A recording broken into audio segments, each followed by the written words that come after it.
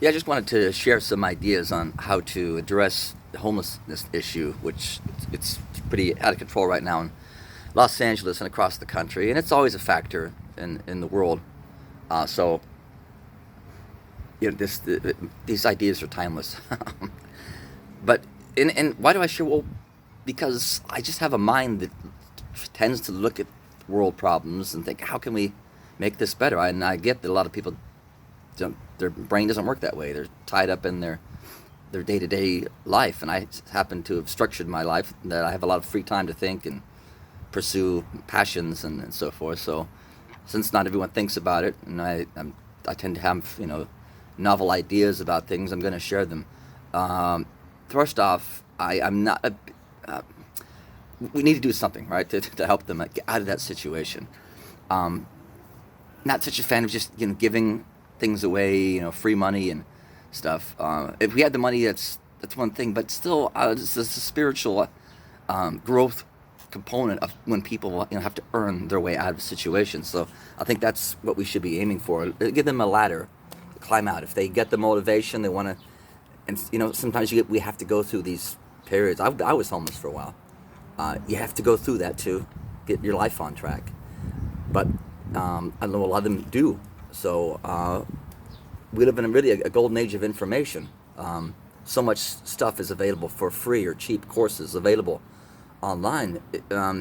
Make the public access to computers more prevalent in libraries and so forth. It's spend money on that stuff. It's expand the number of computers in libraries. Make those available to people, and then get out there amongst the homeless and say, well, you can climb out. What do you want to do with your life? What do you want to learn? Do you want to learn how to sing, or you want to learn some kind of programming, or what do you want to do? You want to be an auto mechanic, an artist? Guys, the information's there. But you got to do the work, and we'll give you access to the computers.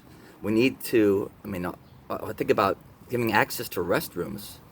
I did a video about that specific issue a while back. That with especially now with the coronavirus and shops shut down. Even before that, um, for me, as I'm traveling across LA, there's times where I need to use a restroom. I'm away from home, and you're gonna get flack. If it's a restaurant or something. A lot of shops don't have access to bathrooms, and I think that should be required by law if you've got a public business. That's one for debate, but still spend money on porta potties or something where people can use the restroom. No brainer. They need that. We all benefit from them having access. It's not just humane.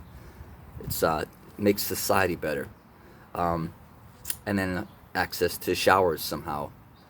Maybe cities need to think about more public swimming pools with shower facilities. It should be free. Now, here's a point I wanted to make. I think a lot of people, the average citizen, John Q. Public, kind of misunderstands the notion of it's waste. That's money we don't have to spend.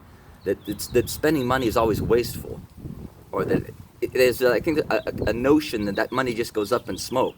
It disappears. It's gone, and that's not the case at all. When we spend money intelligently on infrastructure, these projects, well, that money goes into creating jobs for people, good paying jobs, to build stuff we all use. It doesn't disappear. It gets circulated back into the economy.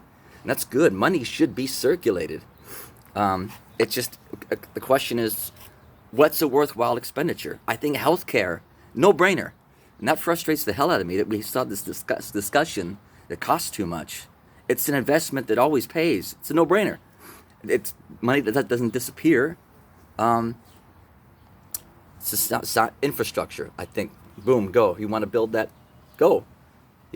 Span the roads. It's, again, creating good paying jobs and making our society better.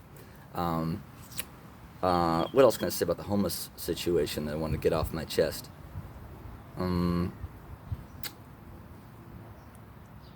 there was one other thing. But, man, I don't know what to say. It's a very frustrating time to be in this country. So much corruption. I think most politicians are Anyway, I won't go down that road. Oh, this was the other one. Also, I think if you want to create like jobs, publicly funded jobs, let's have jobs for people to pick up the trash off the freaking street because it's everywhere. It's ridiculous. Give those jobs to a homeless person. That's good, and I would do that. That's satisfying work. You're on your feet. You're getting exercise. You're making the town prettier. It's great. I mean, it's better than being stuck in a freaking cubicle for 8 or 10 hours. Who cares what anyone thinks about it? Give me that job. Or any other job you can think of that would make society better. We've got the money. I mean, there's money in this universe.